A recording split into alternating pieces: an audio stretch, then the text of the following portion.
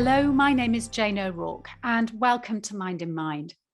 In this series of legacy interviews, I'm having conversations with master clinicians, pioneers in child mental health, who've broken new ground in their clinical work, teaching and research. When children and young people get into emotional difficulty, the adults who care for them need access to the latest information and wisest thinking about child mental health.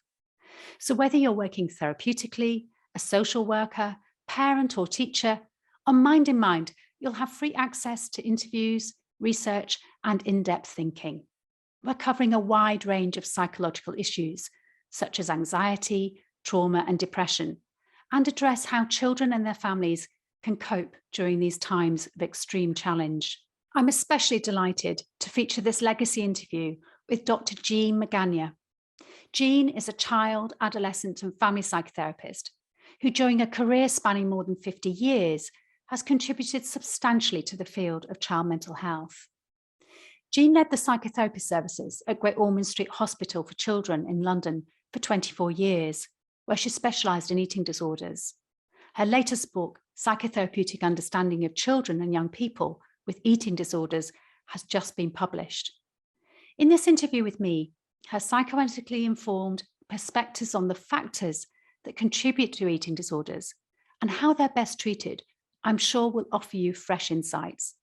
She also insists that with the right care, no young person should ever die of an eating disorder. In this interview, Jeanne will also explain why the art of observing babies, a technique based on the model taught by the Tavistock Clinic, can transform our understanding of children and their families. Jeanne has taught generations of child psychotherapists the careful art of observation all over the world. She describes what it was like to learn the craft from the originator of infant observation, Esther Bick. Being taught by Mrs. Bick, Jeanne says, was an inspiring experience, though also challenging, as Mrs. Bick, says Jeanne, was in touch with the powerful anxieties of infancy as she faced the end of her life. Jeanne also describes how it's possible for parents to learn infant observation to deepen their understanding of their children. This led her to inspiring a very special nursery in Rome, and she wrote a book with them, Being Present for Your Nursery-Age Child. Somehow, during a very busy clinical career, Jeanne has found time to write over 90 articles and books. She says her most important book is The Silent Child, Communication Without Words, in which she describes her work with children who aren't speaking, walking, or eating. Of course, by their very nature, silent children are difficult to treat in talking therapies. But I think Jeanne's skill in observation has made her a particularly insightful clinician. And in doing so, she's helped children to have their voices heard and save their lives. Jeanne told me her capacity for careful observation was honed at a very early age, which is why it felt appropriate to begin this interview by asking her about her childhood and its influence on her work. So thank you very much for agreeing to talk with me, Jeanne. Thank you for inviting me. I'm interested in your background and how you grew up in a small town in Wyoming. It was a coal mining town, I believe. And it's an interesting start for somebody who decided to become a child psychotherapist. Yes, because there weren't any psychotherapists or psychiatrists or psychologists in my town, and one adult psychiatrist in my state of Wyoming, in the corner, in a mental hospital. Wow. Okay. So what can you think why that background might have led you to becoming a child psychotherapist? Well, I suspect not understanding was a start, and wanting to understand. So my background was being of an immigrant Italian family who immigrated in 1898 to, of all places, Rock Springs, Wyoming, via New York City and Ellis Island. And they were 18, and they didn't speak a word of English. The 4 grandparents spoke broken Italian even, because they were educated to the age of 13. So they came to this little town and spoke Italian to my parents, and I heard Italian without them ever speaking a word of Italian to me, so I didn't understand. And I was curious about what I didn't understand, and I think curiosity and wanting to know led me to want to explore in different ways, like travel the world, but also travel in the inner world. So you became an observer of them? I became an observer because I couldn't understand the words. Now, some children pick up the language without being spoken to, but I was so absorbed in watching their faces, so they would laugh, and I would understand that it was a good moment, so I would laugh with them. They'd be serious, talking about the political situation in Italy, and I would hear these names about the political leaders, and I'd know it was something about Italy, but I knew nothing about what was actually being discussed. And I felt very left out, and I think I have a difficulty with languages because it's a language which excluded me, like the parental bedroom excluding the children. It was pervasive, and I would accompany my grandmother speaking Italian to people, and not a word of English would be spoken to me the whole hour. I'd just be watching. But I watched, I was interested. So interest, curiosity of what I don't understand led me to be curious. And then I went to a basketball tournament, because sports was the big thing in my town. You had to be interested in athletics and sports to be okay as a person and not a nerd. And so I went to this basketball tournament in a university town, and my friend's sister was going to classes, and she went to 2 classes that I visited. And one was Freud, the interpretation of dreams, and one was poetry, another language of the unspoken feelings. So I decided when I went to university I was going to study Freud, psychology, and poetry, English literature, so that's what I did. So that's how I got into studying the inner world, was through going to this class in which suddenly the curtain opens and all those things I didn't understand in my head, Freud was talking about. It was very exciting, and I couldn't wait. I started reading Interpretation of Dreams. So that, but then I also said I like knowing about the external world. So when I left university, where I studied literature and psychology, I decided to tour the world, and on $500, which means you're not going to manage very far. So I managed 2 months touring the world, hitchhiking with a friend, and I then went back to Chicago, where it was near my university town, and I had to get a job. And the first job I tried for, they said you'd like it for a week. It was a secretarial job. And the next week you'd like to be the boss. You won't make a good secretary. The next job I applied for was a nursery teacher. I wasn't at all qualified. And that's where I started observing children. And then I was curious. What does this autistic child who does repetitious things and doesn't speak, how am I going to reach him? So I then enrolled in a master's degree in psychology to try to understand this. And after the nursery experience, the children didn't speak English. They were from all different countries, and I had to sing to them because they had 4 different languages. So I sang, now it's time for lunch, now it's time to go home. Anyway, then I worked after 2 years, I went into a psychiatric hospital and taught English literature. And I was doing drama and teaching Othello. I had a production of Othello, and there was a catatonic girl. And I thought, I don't understand. Again, it's the unspoken. I don't understand her. So I wanted to know more about than the psychology teaches you. So I remember at university and grad school, we had to present some work, an hour lecture, and I lectured on Melanie Klein. Accidentally picked Melanie Klein because she talked about understanding the nonverbal, the play of children. So I gave a talk on the play of children, the personification of the play of children, how children are talking to you through their play. And I was riveted by this. And then I came to England and studied at the Tavistock by accident, because the Tavistock is near where I live, and I walked by there and went in one Saturday morning, and the janitor, the man who looks after the building, Lofty, was there, and I said, could you give me something about this program, this child and family training? And he said, well, Mrs. Harris happens to be upstairs, even though it's Saturday. Do you want to meet her? And I said, sure. And she said, we're full. They had 6 child psychotherapists there. She said, but if we have a vacancy, I'll call you. So she called me the night of the party of the 6 child psychotherapists, said, somebody left, you can be in the group. This was 1968. There were only 6 people training. And I knew nothing about 5 times a week analysis except for Woody Allen jokes.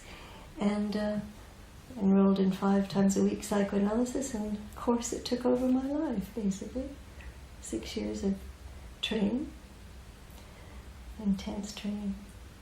So it's interesting, observing children has been something, and observing others has been a really important part of your life from when you were a child. Yes. And it's something that is a very big part of the Tavistock training, observing an infant. I think it was John Bobby started this infant observation, yes, wasn't it, in the 1940s? Yes. And it's continued on, and it's become part of the Tavistock teaching. And so this coincided, this is a very important part of the child psychotherapy training, really coincided with something that was very important to you. And you've made this a very big part of your working life as well, haven't you? So Mrs. Harris taught me infant observation. It was my first day in the TAVI observation course.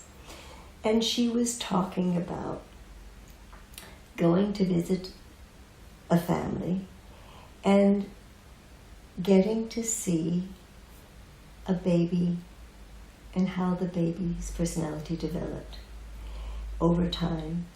And that obviously involved looking at the context in which the baby was developing with the mother, the father, the siblings. And she had been trained by Esther Bick, who started infant observation.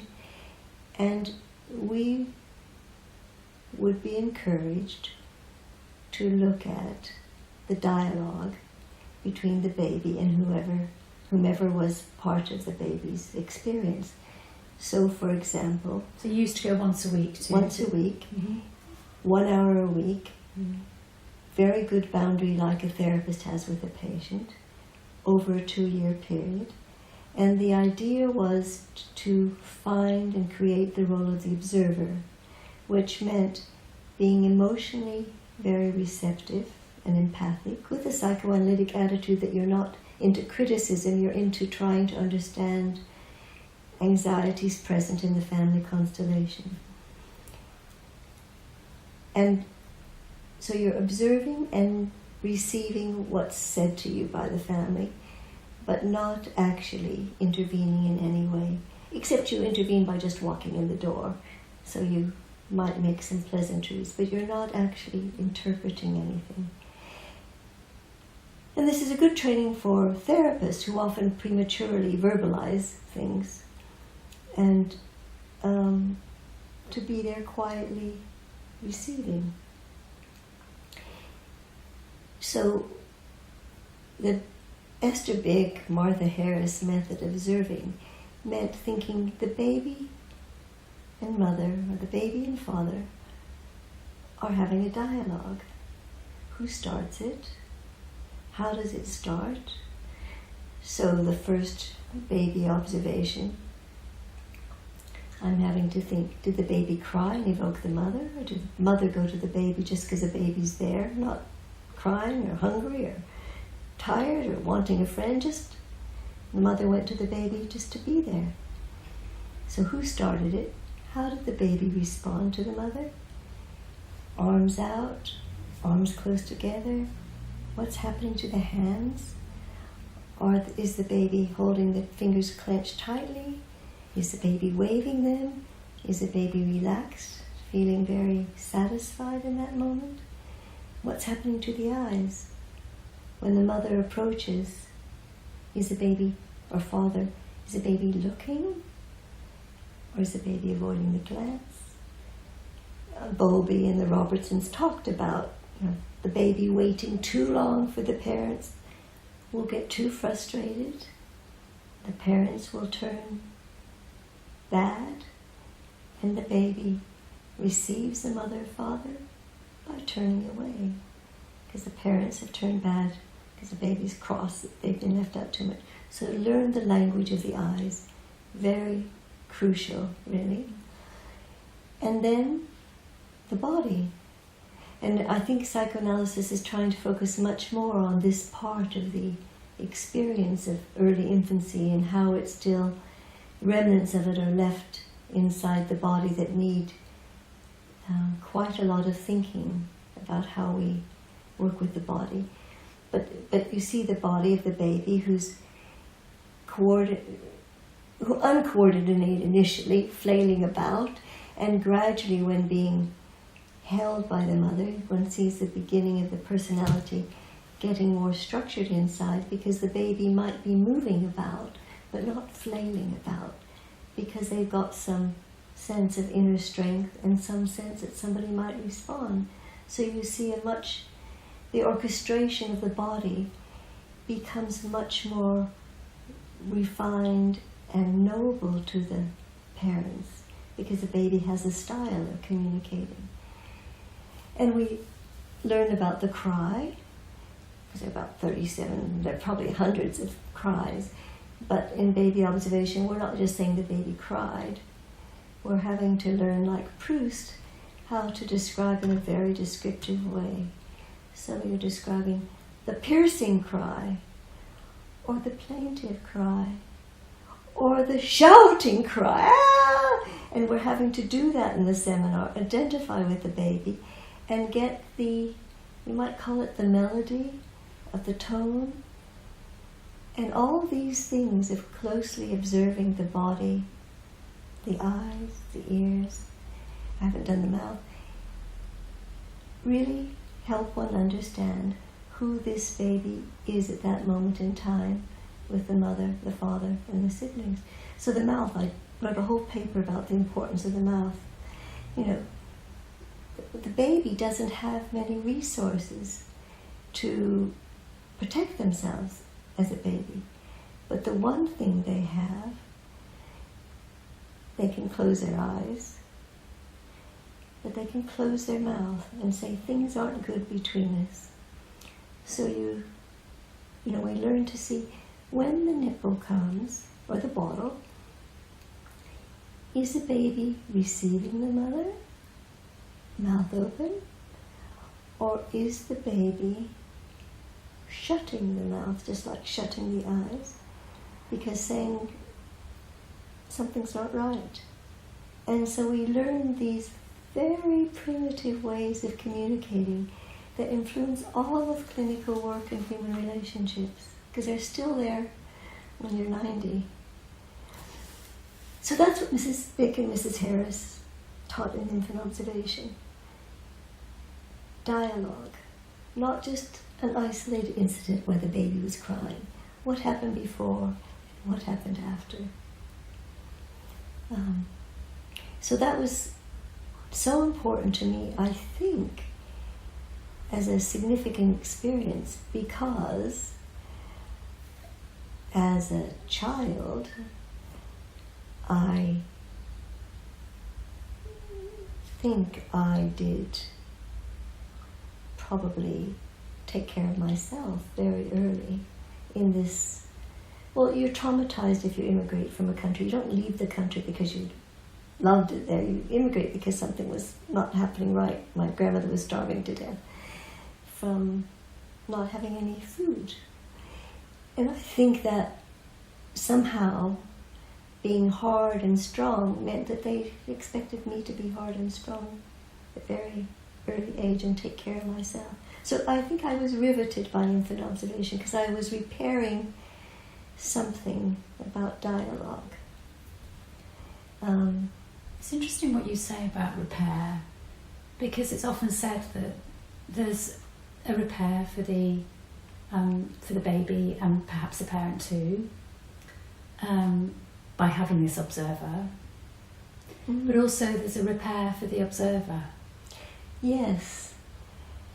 I don't think I could verbalize it and to myself until I heard people in my infant observation seminar, when I was teaching it, say, actually, by identifying with the baby and getting close to the baby, and then identifying to the mother and the mother's anxieties, they felt more forgiving to their parents. I felt more forgiving to my parents.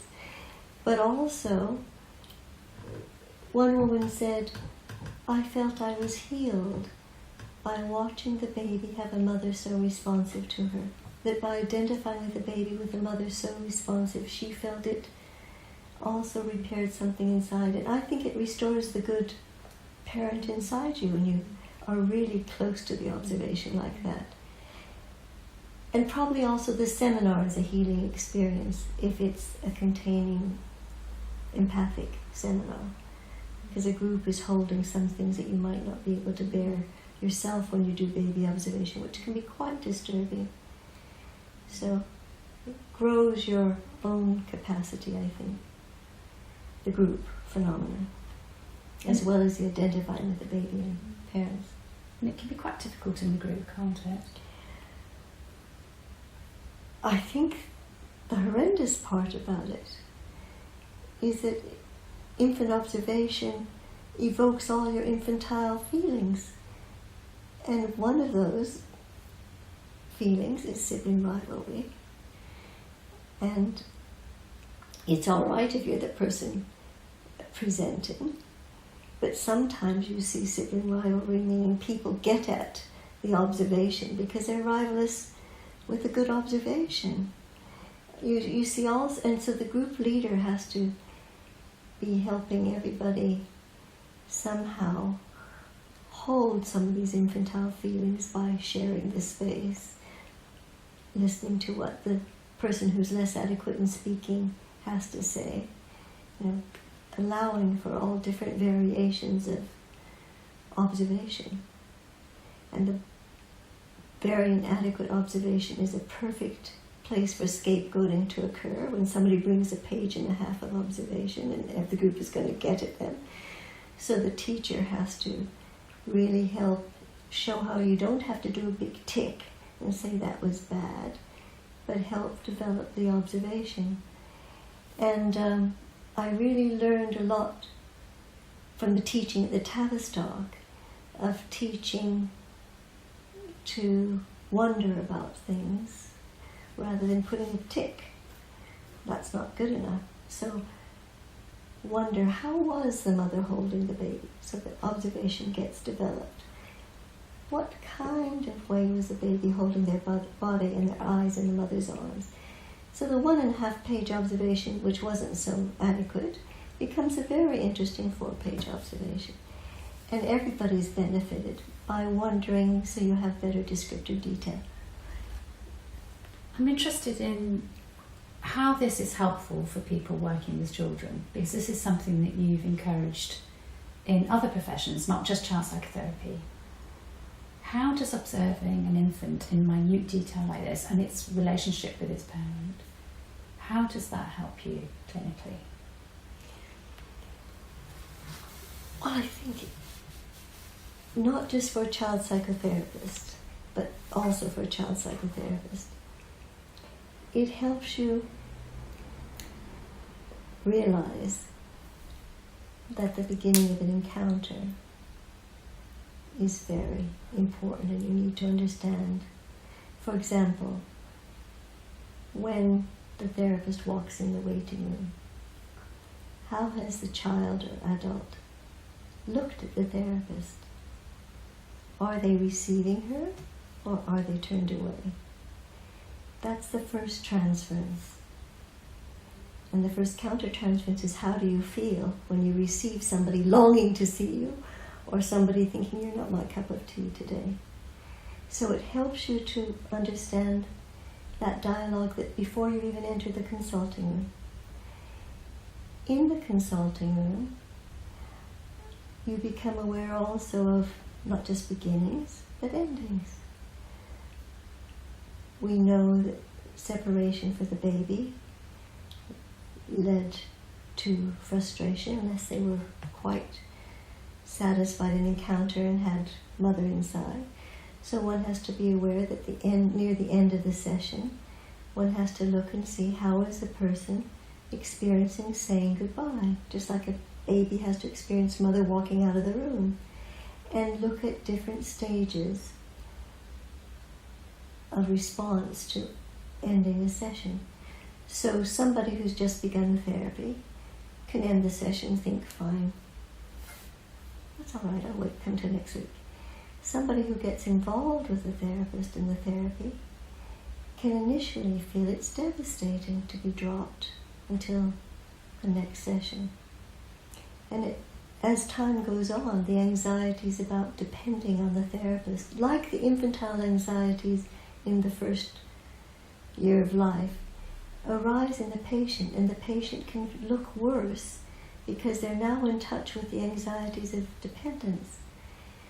One writer talks about counting on her mother and how she's thrust into anguish when she counts on her mother. And that's what happens in therapy too. You get the infantile anxiety stirred up. And if you haven't done infant observation, I think you may not be in touch with the degree of anguish and anxiety and anger or fear that comes with separation. Not just at the end of the session, though, and I think this is the part that we're having to talk about more, but also when the therapist doesn't get it. And there's been a mismatch. And then you see in the patient's dreams. But if you don't understand that separation has repercussions in a very deep way, you might not understand a dream when somebody feels they're falling off the cliff. But if you're in touch with infantile anxieties, you can, and you've seen in the infant observation, you can say, well, my not getting you yesterday seems to have left you feeling very unheld by me.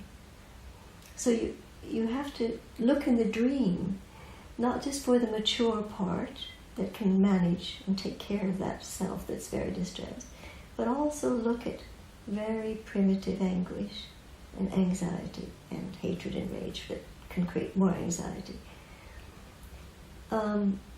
So that's partly how it helps with clinical work. But the second part, which I think is really fundamental, is there's a lot of stuff written by adult analysts, and a lot of stuff I believed that I've had to completely rewrite in my mind for myself about the pathological narcissistic structure I mentioned yesterday. If you read Rosenfeld's Impasse Interpretation or John Steiner's Psychiatry Treats, you understand that the therapist may offer something and the patient might close their mind to it. Or the therapist finds it difficult to be intimate with the therapist giving a good interpretation. And they talk about it as a destructive, omnipotent part, interfering with the rapport between the patient and the analyst, linked to envy. Well, yes, it can be linked to envy, that you don't like the analyst having something that you didn't have yourself. Very possible. But there's something more primitive too, which I think Esther Big was the one who brought to light, which is that if you've developed in early infancy a carapace to hold yourself together and take care of yourself, if you have a good interpretation, it's like breaking that carapace, and it's very frightening, and that carapace is like a part of the self that will fight to gain control of the self. I don't think it's envy always, though. I think it's terror of being in an intimate relationship again and suffering again all the anguish of dependence. And if children have been abused, like the adopted and foster children, that omnipotent can say, it'll be terrible, they'll let you down, they'll hurt you, But it's not nonsense. It is their story inside.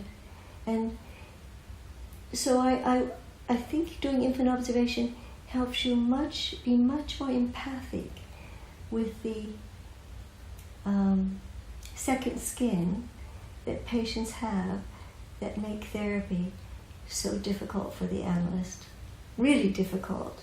And The Silent Child is written for people who can't stand silent children. Adolescents in Therapy. Because it helps people understand that silence is a protection for different reasons. And that they need to understand the silence, not think they want to barge through it, but understand it first. And it's another area that you have really spent a lot of your career thinking about, these children who don't speak. Because a lot of child psychotherapists and psychiatrists think that if a child can't verbalise, then therapy can't be done, they can't be helped. Yeah, absolutely right. So there's a child psychiatry text written by a leading English psychiatrist saying, psychoanalytic psychotherapy is appropriate for children of normal intelligence who have the capacity to symbolize their feelings and in older children to put them into words. So a lot of clinics won't see those children who aren't interested in therapy or don't give a good response to an interpretation in the assessment. And my feeling is those are the people that need it most. And the reason they need it most is because they do actions, and I'm thinking of the children who come. I worked with adoption and fostering for 10 years, and children come to therapy. They don't want therapy. I don't want to come. I'm not interested. This is boring. Because they're identified with that capsule part of themselves. And the capsule part. The capsule part, the self that's held themselves together and said, I can take care of myself in this crisis. And they can't locate the self that the therapist is trying to talk to or talk with. So it is boring because the therapist can't get through to that part of themselves. And the therapist first needs to understand that they're taking care of themselves, and this is their way of taking care of themselves, and how scary therapy might be if people talk about feelings, because that's not what they do. And so I think they need it most, because they act out instead, and they steal and they hit, and they do those things because they can't actually put into symbolic form what the feeling is. It might be helpful to hear about perhaps a case that you've been involved in, if we can anonymise it, to think about how you helped a child who was silent, and what did you do to bring about some relief for this child? Well, I can bring one from the paper I wrote about the imprisoned self, because it's published in Meg Harris Williams' book on Counter Dreamers. Mm-hmm. So this is a story of an adolescent girl of 14 who was severely abused in childhood, in the family, and she was suicidal, and the GP thought she should come to therapy, and that was the last thing she wanted to do, because she had been taking care of herself for certainly 6 years. Well, she's 14, but she'd been having to fend for herself. And so she came to therapy, and basically she wasn't interested in talking with me. And one of the things I was able to do was to say, I completely understand why this is the last thing you want to do. Because you've had to be strong and hard and get through hell. And that's where you feel your strength is. therapy helps you get strength too. It helps you get strength from inside. And we're going to build an inside so you don't feel so threatened if we look at your feelings. So this is over a period of time. And still she didn't let me feel really that she could care less about therapy. But I had a dog in my garden, and I wasn't seeing her in my private practice, I was seeing her in the hospital, but somehow she discovered my garden, and I discovered that every day she was visiting my dog because she brought a dream about visiting this old English sheepdog. And I realized I had to venture and say, just exactly where was this sheepdog in the dream? And she confessed. So she still didn't think of counting on me as a therapist, but symbolized through visiting the dog was that there was a part of her longing to see me for therapy. So through the dreams, which are a safe place like children's drawings, I could get in touch with some non-verbalized parts. Now she wasn't not completely verbally silent. She was silent in terms of talking about her feelings, but through dreams we could talk about them in another place.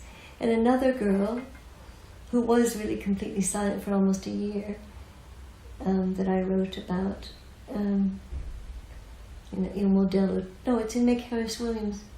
No, Il Modello Tavistock. The girl just drew. And I never talked about her feelings for a long time. I talked about that person in that picture must be very scary to other people. So I did it talking with these children who are very defended. I'm not doing you interpretations. I'm doing the space in the dream or the space in the drawing.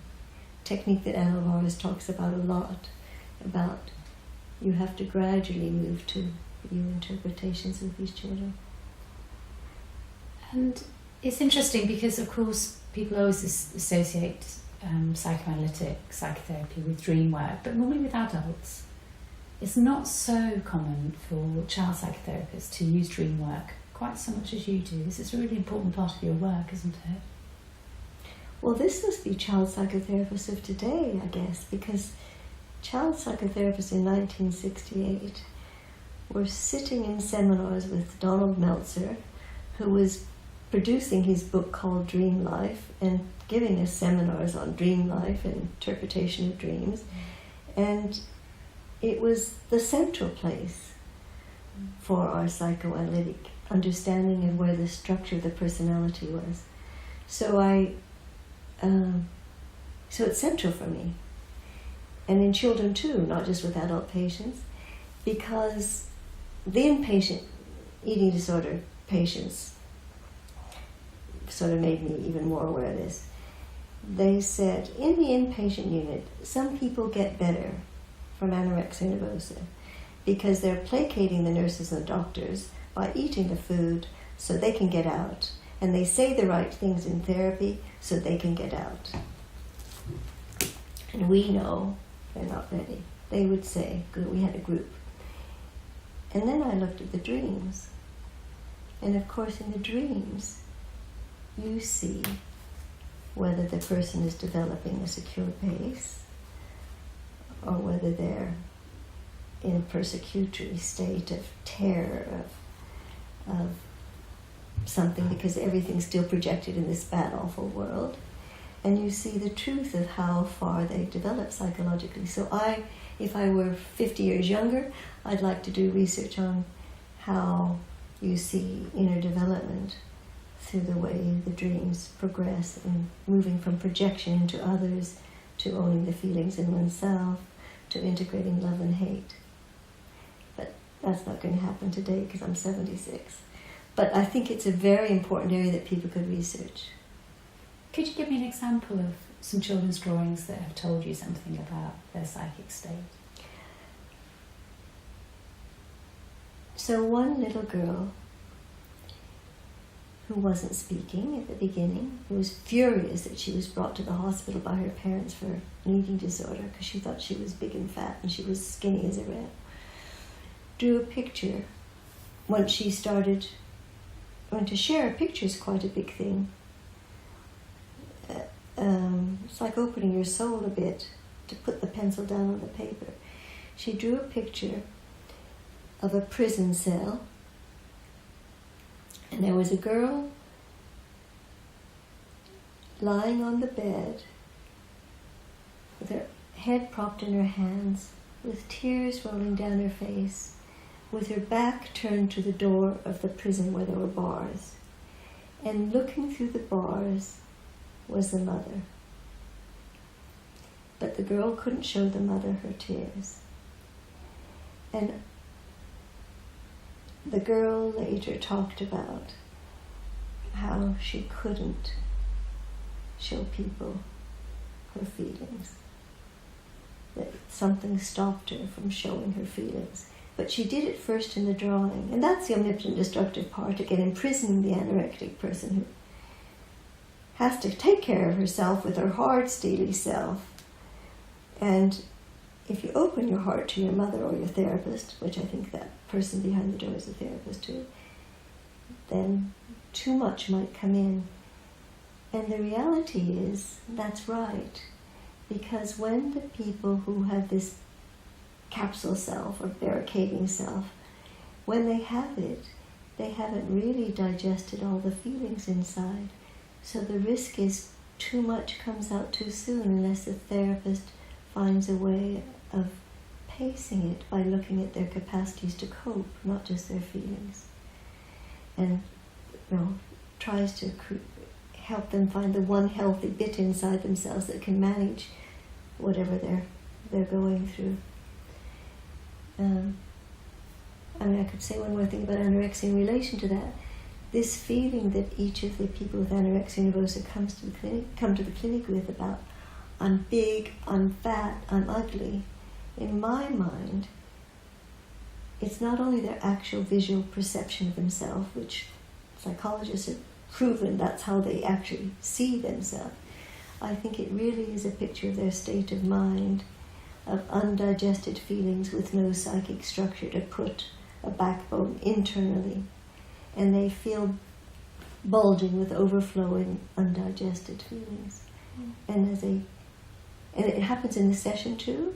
I remember one patient felt his head was getting gigantic, just talking about the feelings, not just his body. And as the therapy progresses, the body can be felt and seen in a different shape. Obviously it's changing in shape to be a more nourished body, but it doesn't have the feeling of being a huge body any longer.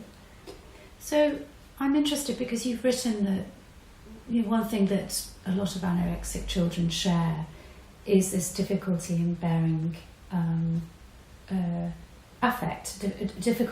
difficult feelings. And is this something to do with containment and parenting as well, that there's often an omnipotence there, that to keep the parents at bay, to become independent, omnipotent, so that they don't have to rely on their parents?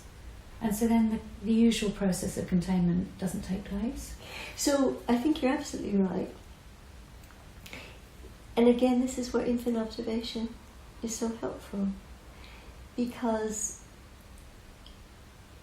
these young people who come with an eating disorder, in my mind, show the eating disorder at 9, 10, 15, whatever age it is. I'm talking about anorexia nervosa in particular because that's what I know about more, and it's more prevalent in these young children. They show it at those ages, but in my mind, the structure has been formed in the first year or 2 years of life, and that when you ask about the early history of these children, you often hear, they're all different people under eating disorder, it's just a symptom, but you often hear that they were a good baby. And how do you become a good baby? Good baby means to parents not crying. You are a crying baby if you're a normal baby. So if you're a baby who doesn't cry, I've written another paper about that, on crying, not crying, and being alone with grief.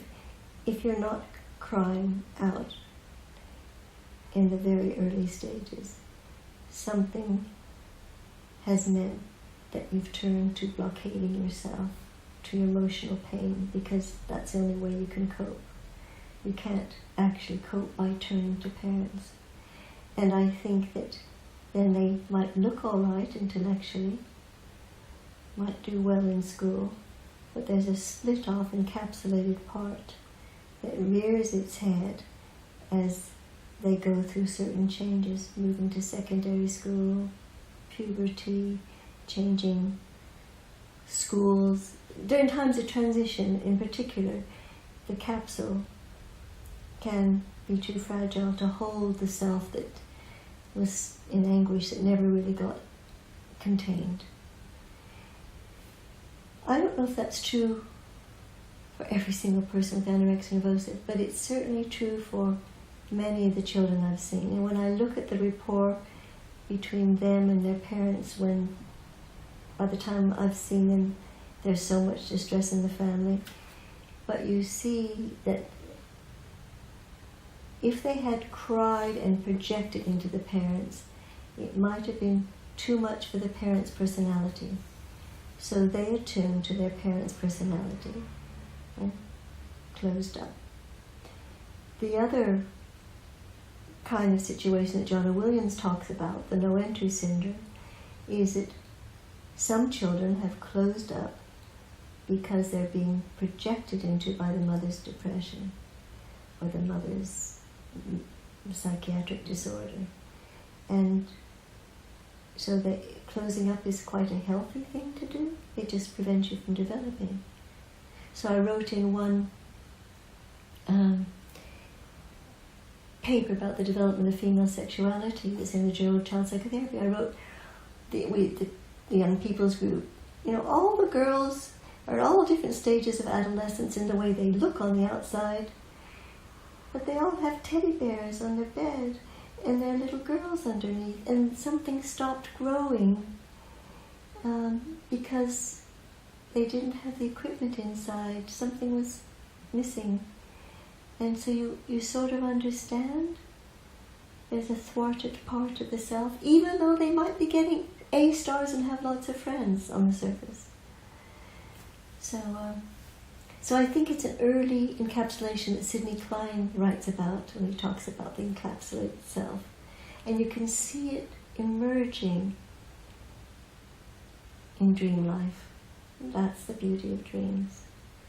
You can see it, the ice cracking, melting, and see feelings coming alive, and animals coming out of cages, and passion and sensation and bodily sensation, which they might not be in touch with either, coming out in the dreams. I mean, this must be one of the most terrifying things for a parent to have to go through. And of course they blame themselves for their children's suffering. But you work with the whole family, don't you? It's not just the child in question. Yes, and the parents group is even in some ways more effective than the family therapy sometimes, because for just that reason that you mentioned, the child starving to death makes the parents feel they're not good parents. And when they find out that all the parents are suffering this guilt, and they look at the parents and they realize they're not such terrible parents, they can see the other parents aren't such terrible parents, they realize that going the avenue of guilt and I'm to blame isn't going to move them anywhere, and that trying to think about what to do now and how to repair now is a much more helpful road to take. And I think in the family therapy, you're having to be a resilient parent, whereas in the parents group, you have a space to look at your vulnerability and your fury that you're stuck in this situation. You don't want them to be doing that in front of their children. You want them to do it either as a couple or if they're divorced parents, as parents, rather than doing it in front of the child.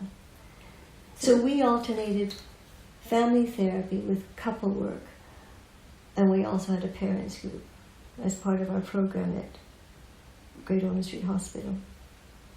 And you've on occasion had parents become very intensely involved in the recovery of their very severely ill children, haven't you? Yes, so in Communication Without, what is it called? The Silent Child book, I write about having the parent in the session. And maybe I would have involved her more in parent work. It was a very ill autistic child. I might have involved her and the father if he could have come in the sessions more, but at the time parent work wasn't the style of the day, and I would call her up once a week and talk for a half hour and say, what did you see in the session, what did we observe in the child, and use her as my colleague, as it were, observing, understanding, looking at the counter-transference. And the I don't know which country I've given the girl. Anyway, in The Silent Child I talk about the mother who fed the child every day, that we used her to look after the child, not the nurses. You know the case of the inpatient girl, was she an eating disorders girl, or was she dying, or was she ill? The girl that I just mentioned, the mother. Well, you know the one who you gave psychotherapy to 6 times a week?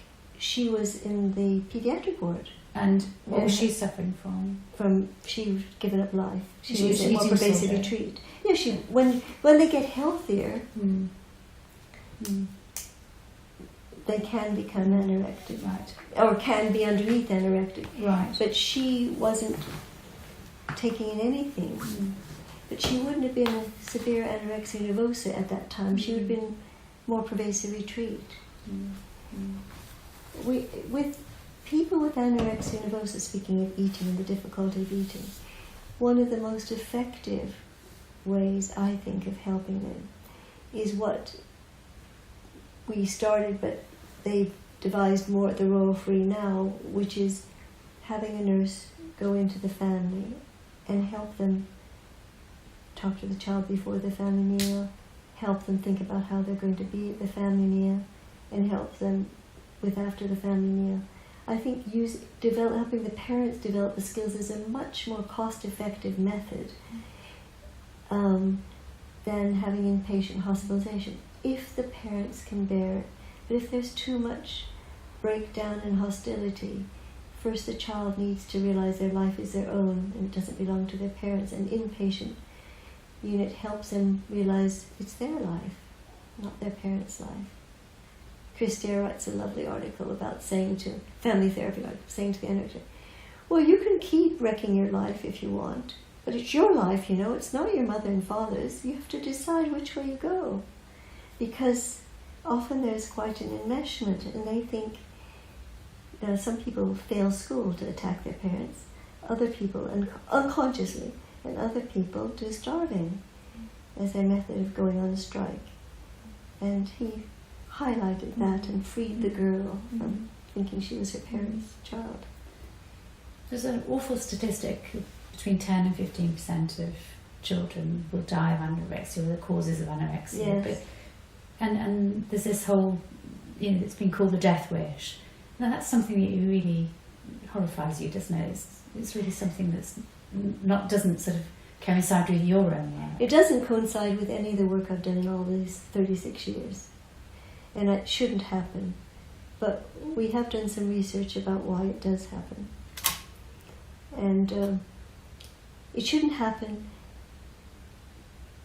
if we had preventative health measures, which is peers in school telling the teacher when there's a problem, when they see somebody starving, because nobody's noticed it, because denying problems is a very common aspect around anorexia.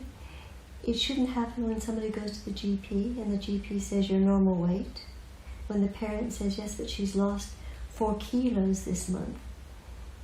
Normal weight is not a good clue of anorexia nervosa.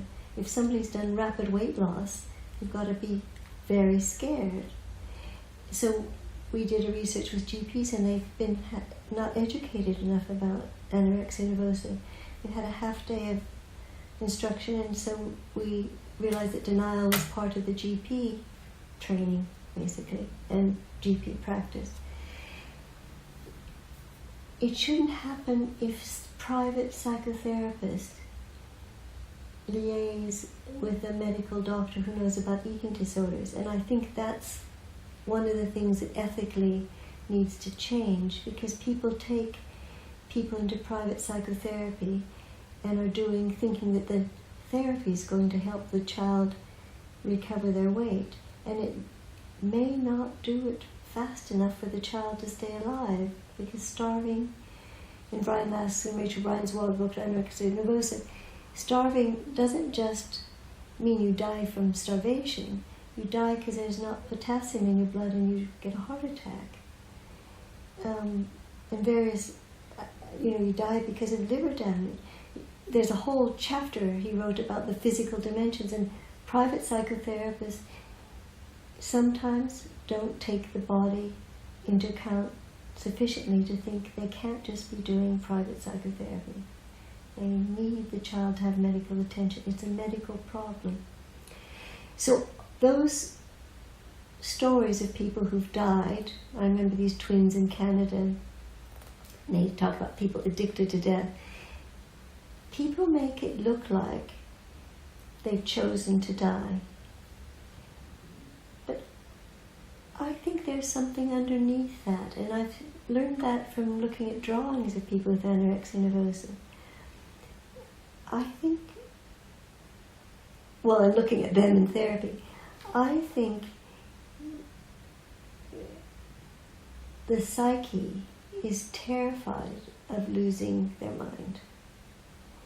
And that if you can find another way of surviving, you might cut, or you might take an overdose, you might do anything to get rid of going crazy. But I think that those solutions of turning to masochistic situations are out of terror and the need to hold on to the bad object that dictates kill yourself. And patients will say, I've got the voice telling me, kill yourself, starve yourself, you're not allowed to eat. They're clinging on to it because they're terrified of just staying in this fragmented state that Esther Vick talks about, of the fear of falling apart. So I think underneath addiction is often another bit, which is terror. You can't survive unless you take the drink, do the alcohol, do the eating disorder. And probably bulimia, I don't know enough about it, but stuff your mouth with food because you can't bear the anxiety, probably has a dimension similar to that too. So that's why infant observation is fundamental. Well, it's interesting you mention infant observation again and Esther Vick, because I know that you actually did 2 infant observations. One wasn't enough. You did a second one. Yes. With Esther Vick. Yes. It was in the final years of her life, wasn't it? Yes. Why did you do that? I'm interested to hear about that experience. Well, I think I explained I didn't have a clue the first round. And I think meaning didn't have a clue really means that I hadn't really digested my own early infantile experiences and made sense of them, so therefore probably was quite blocked seeing a suffering baby and couldn't quite get it. So I did a second one, and because I was asked to teach infant observation, I think was my learning experience that Mrs. Harris thought I'd learn by leading the seminar. And Esther Vick was known for being such an acute observer and such an empathic observer. And I think it was linked with her own experience of having lost her family in a concentration camp and being near her anxieties about death. So she was in touch with a very primitive aspect of a baby's personality that I don't think people take seriously enough even now about how dependent the baby is on good care and understanding, not just physical care. I think they're the undervalued citizens of our life at the moment. This is quite an unusual setup. It wasn't a normal type of infant observation that you did with Esther Big. No, it wasn't. It wasn't normal in the first instance because I approached her and said, I'd very much like to learn from you, but I hear you're a very strict perfectionist teacher, and I won't be able to manage if you criticize me because I'm too anxious and perfectionist myself. I just won't be able to write it up. And so it was very special because she didn't criticize me. She just helped me develop. But the second part was, it was my own private supervision, but people heard about it. She talked about it, and I talked about it, because it was a very interesting observation, I guess. And so people wanted to come along. And so there were 6 to 13 people joining the seminar at different years, because it lasted for 3 years. And I was the only one presenting. And the sad thing about this is, I mean, I love presenting, of course, every week, because I got to follow this baby all the way through, and she helped me so much to observe and become a writer. But the second thing was, the French psychoanalyst came over and observed one of the seminars and thought that the method of infant observation in the UK now was having one observer observe one baby and everybody else listening. So that became a part of the training by these leading French infant observers in France, and that wasn't at all the idea. So there's the Tavistock method of infant observation and the French model, and they're very different. The Tavistock model is, let's look at 5 babies and see the different ways they develop in terms of how their parents are with them and how they are with their parents, and let's just see differences and understand the differences, which is very different from what became the French model. And what was Esther Big like in those seminars? Well, she was still a formidable lady. She, I think I told you a little bit about. So, when we first started this seminar, she welcomed us with apple strudel that she made for us, and was a very generous lady, not only in terms of offering her flat and her food, but offering us her heart. I think it was a kind of symbol of how we were really like her children, and she gave everything she could to that seminar. So she was piercingly intense.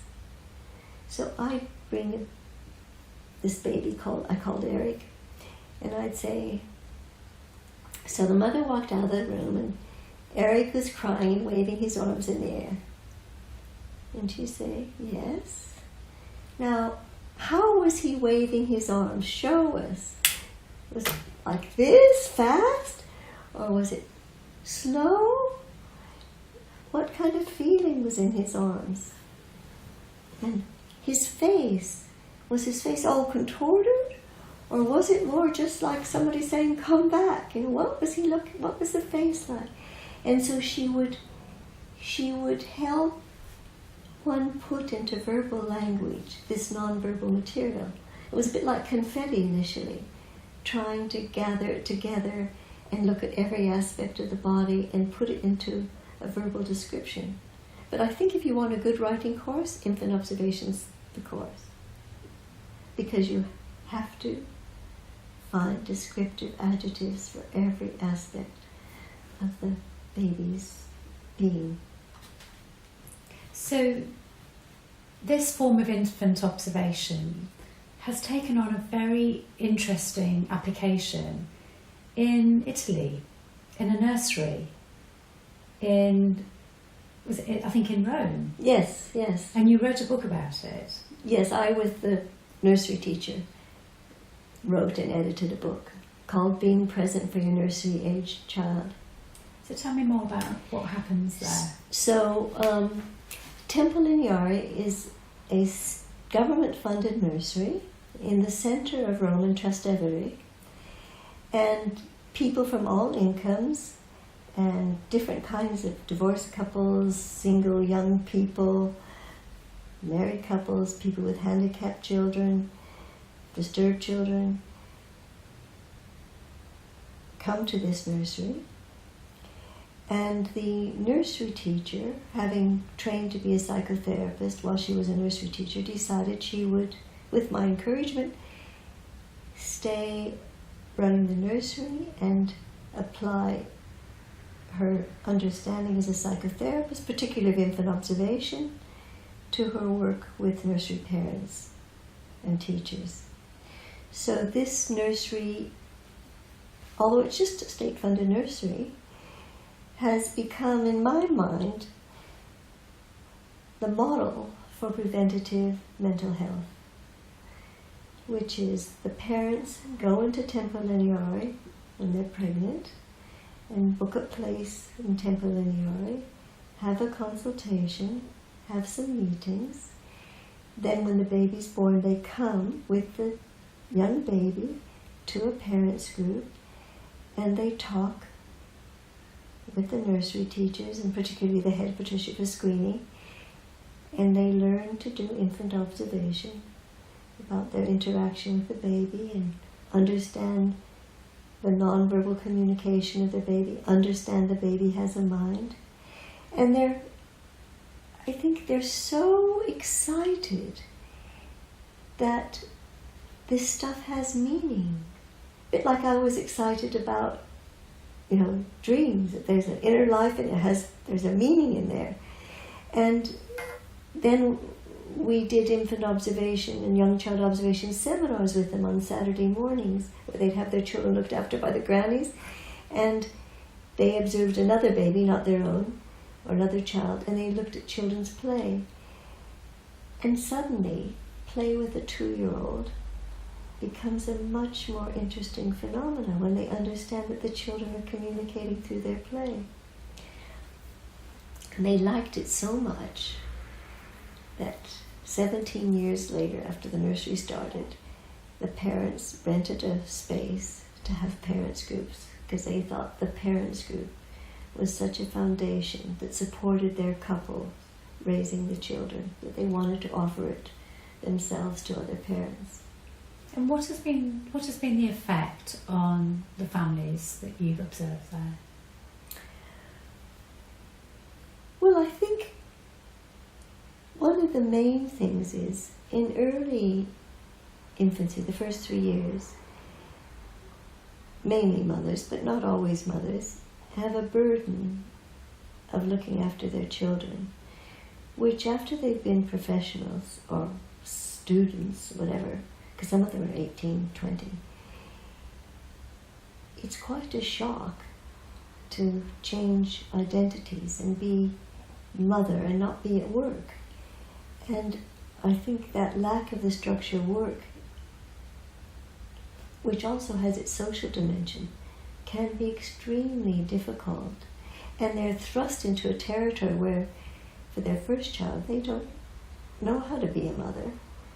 And it gives them a place where some of their feelings and anxieties and strengths can be used in this group with other mothers. They can offer things and receive things.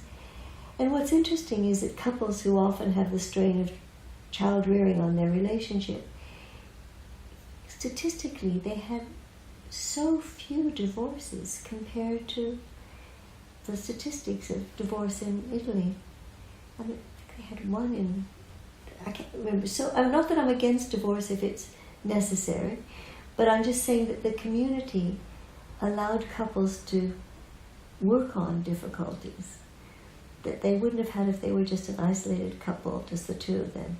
And the fathers came in. It wasn't just the mothers, which is another important aspect of parent-infant work that we sometimes forget about fathers, and they're crucial. And the fathers have written, there's about a fathers group in that book, And also the fathers have written about how difficult it is to change to the role of being a father from just being the man at work and the role transition. So it's interesting from that point of view that it brings in fathers. Fathers are often neglected in therapeutic treatment of children, aren't they, in family work? It's changing, but I've been to a parent-infant conference where they were talking about mother-baby interaction and intervening with mother-baby, and I raised my hand and said, but the father could be being helpful to the mother too. Where is he? And I think that GPs and clinicians often take over the role of the father. I've said this in the GP practice near me. I was consulting to them regularly, and I said, these mothers are coming in every 2 weeks with a problem with their baby. They're not talking to their husbands, or they don't have husbands. But it's not the child's cough that's the only anxiety. They need a space where somebody hears their anxieties. And I thought GPs would do well to have parents groups with a doctor coming in and being present for them, but also so that they could get the fathers in. And our intervention in Italy, just very quickly, in Florence, is to have the pediatrician and the psychotherapist meet together with the parents, rather than saying to the parents, go to a psychotherapist. They do the brief consultation with the mother and father and the doctor present. And they do 6-session intervention generally on all sorts of problems like constipation and colic, and it's a very good linking, because some parents get thrust out of the psychotherapist and they don't want to go, but they do like their pediatrician because they have them for 17 years or 18 years in Italy. So that's another intervention. And we've brought infant observation into the pediatric training in some places too. And you've written too about not just fathers being a neglected area in a child's family life that psychotherapy sometimes ignores, but siblings too. Oh yes, completely. It's not written about. I mean, people are writing about siblings, but it's not a developed area yet. In particular, what we discovered in the eating disorder unit is that we think of unemployment as being a family stress, we think of marital stress. But one of the things that we noticed was that the departure of the older child into their peer group or going to university might be a major loss. So have you got any examples of children you've worked with who've had or has been the harsh older sibling? Oh, the harsh, well... Is that yes, going to give an yes. example? Well, I was going to think of the harsh older sibling, yeah. But I'll start with harsh older sibling. I can't think of somebody who's talking about being the. Well, I can give you some examples, yes, but let me start with the harsh older sibling. So this 9-year-old girl would bring in her dreams how she was attacking her younger sibling for talking to the mother and not letting her have the whole space with her mother. That would be in her dreams.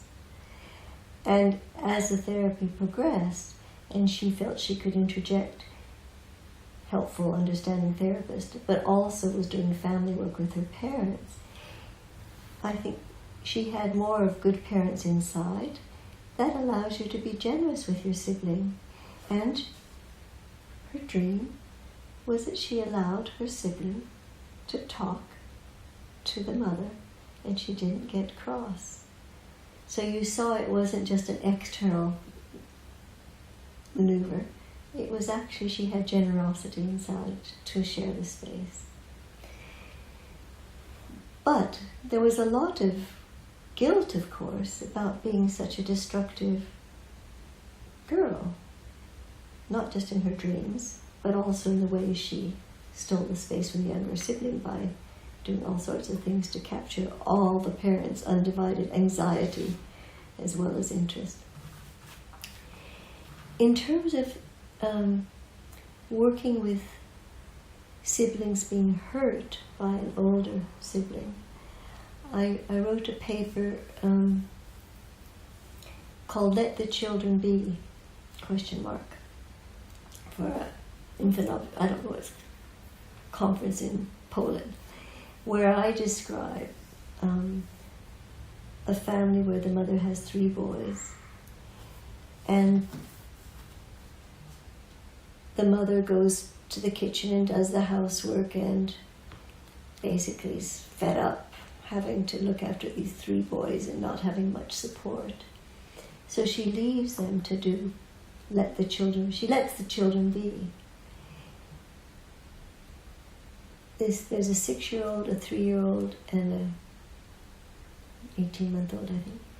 Letting the children be meant that the older child bullied the second child, who bullied the very young child. And the young child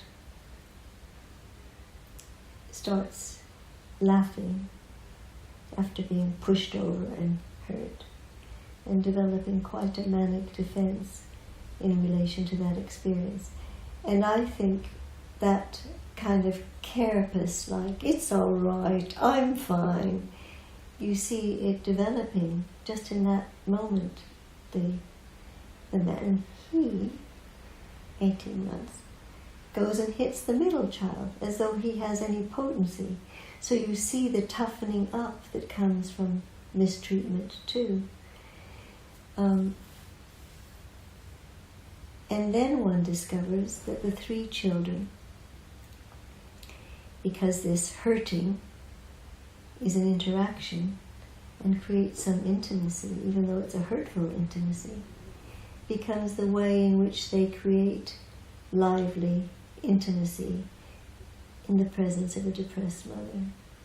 So I think some of this attack isn't simply aggression. I think it's not having internalized enough ways of relating besides attack, and not working out the subtleties that you get if somebody's played with you and talked to you, and you learn to play by yourself and play with others. They learn punch. And when you think about life today, I sort of wonder if there isn't a bit of that going on in knife crime. You don't learn many variations of solving conflict besides punches and knives. So how did you help that family? Didn't help that family. Observed that family. But I would have helped that family by helping the father be part of the scenario and understanding the mother, the pressure on the mother, and helping the mother find ways of the children having supervision if it couldn't be her. So I have recommended some families, they need a nanny, or they need a nursery more days, because the mother personality would be, I think the mother's personality would have been too threatened if she had to just take on the burden of being with the boys, and I think she was protecting herself from breaking down completely. I resent the fact that I'm guilty for the fact that I didn't turn this observation into a therapeutic observation, but I didn't. So that was another point that I raised in the conference, which is observing pathological observations. I don't think is a useful thing. I think we have to transform it into a therapeutic observation, or get the family to get some help. But Jonah Williams and Eleanor Woodell moved to therapeutic observations when something like this was happening.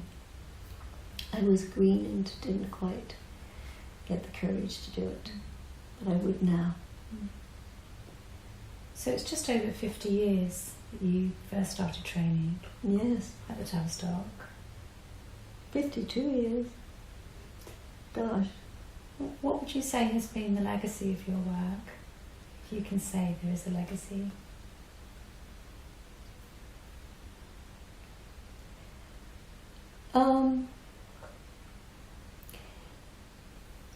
I don't think any of my ideas are original.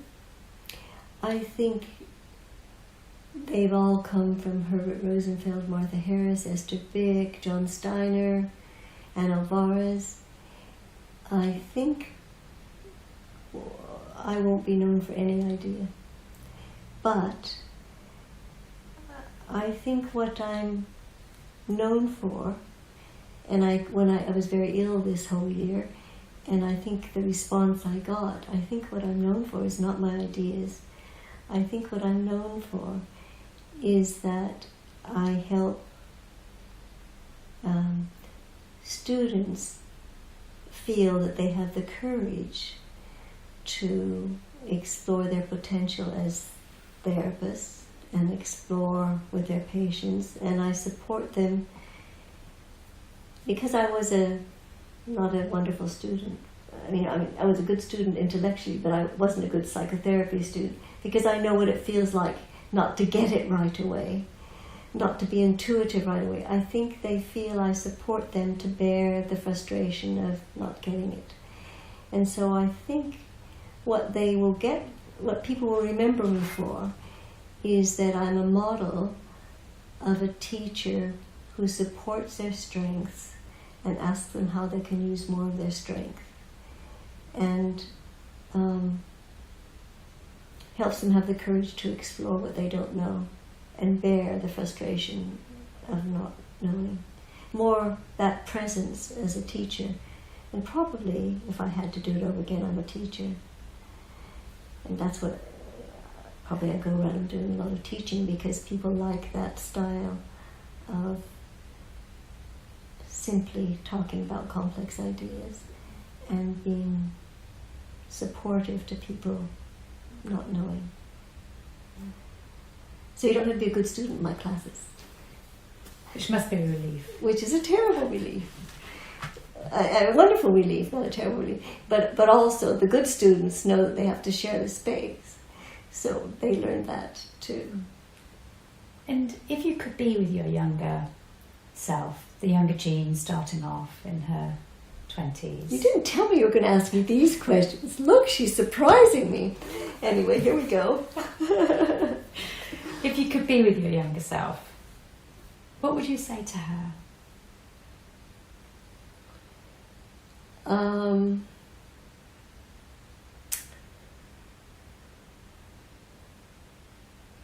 Can you be that benevolent teacher to young her? self. What age, I wonder. So see, I sailed through school, not a problem, did very well. Intellectually, I could manage all that. It wasn't that which was the issue. The issue was that my immigrant family, who were starving to death and had no money and no language, had to be strong. So I had to be, and I think that just carried over. I don't know, our family does strong. So I say to my sisters, why do we work so hard? And they said, because in our family, to be work is a definition for good. So if I were to talk to my younger self, I would say, allow yourself not to work. And find your other aspects of yourself. Yeah. One thing, I'm quite happy with my wandering around and finding my way. Actually, I think I've been very lucky. So